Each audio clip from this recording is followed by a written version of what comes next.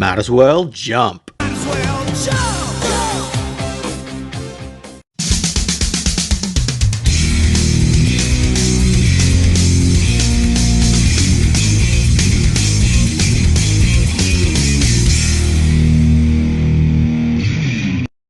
The rising popularity of the G.I. Joe Classified line has done a lot to enable our fellow fans into creating items that enhance our collecting experience. And while Hasbro themselves have brought in some vehicles to begin our 6-inch world-building capabilities, Gridiron Studios has done a share of this as well, and this jump set is one example of this. Of course, this classified scale third-party jump set is naturally based off of the original 1982 Jet Mobile propulsion unit that was one of the items to kick off the 3 3/4 Real American Hero craze back in the day. You already know from past videos that I'm a fan of Gridiron Studios, and I've invited Mark from Gridiron previously to chat on one of my TKO live streams with me and some of my friends. And I'll leave it up to each viewer to decide if the $65 American price tag asking price is worth it. Of course, that assumes you get it at the regular price and not during one of Gridiron's sales. Naturally, it does come in a lot of pieces, and the assembly is self-explanatory off of the photos from Gridiron's site, and I did pre-assemble this before making this video. There are some nuances, such as the platform posts needing a bit of effort to stay on. Also, the resin material that this set is made from does feel a bit different from the usual ABS plastic that comprises most of the toys on your display shelves. That said, it is a higher end resin, we should note. Perhaps the best thing I can do for my fellow fan is show this side by side with the vintage jump set, which was available in 1982 as well as being released again in 1983 with a Silver Pads version of Grand Slam as the figure that was packed in with it. By comparison, you'll see a lot more detail on the 6-inch scaled version, which makes sense as you can add more detail the more you scale an item up.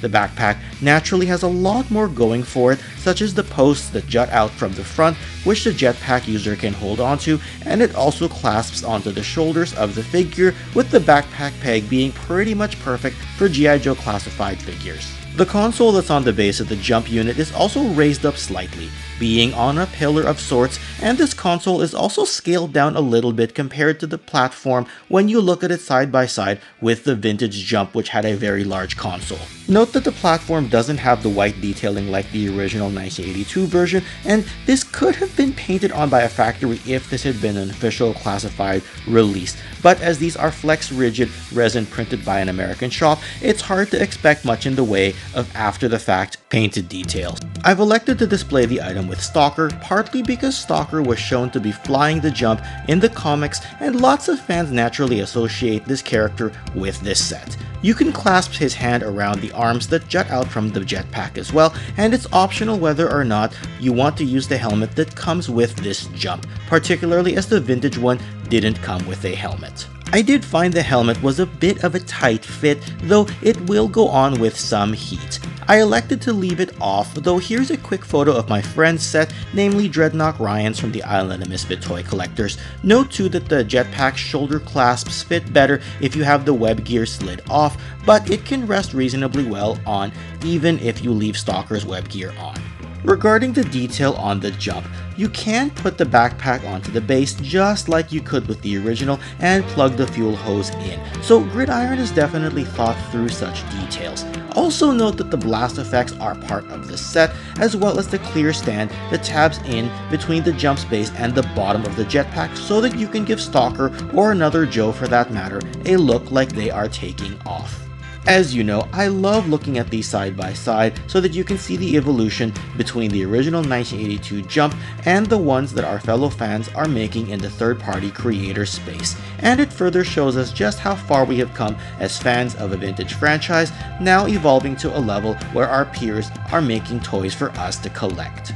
As an overall set, I do feel that Gridiron has taken a lot of the right steps in offering this jump set. The more detailed jetpack, blast effects, clear blast-off stand, and the helmet are all exactly the types of items that collectors of the modern age would indeed expect. Of course, like their other products, there are some nuances to work through, such as what I mentioned earlier, like The tight helmet and the fact that the set is made of resin does make it feel a little bit more like a display piece rather than a play piece that can withstand the rigors of vintage toys in the sandbox. What I'm saying though is that while not as durable as the standard industrial grade ABS, it's not too bad for a domestic workshop product made by one of our friends. And indeed, Mark and his sons Quaid and Colin, who run Gridiron Studios, are indeed our peers and friends in this hobby and industry.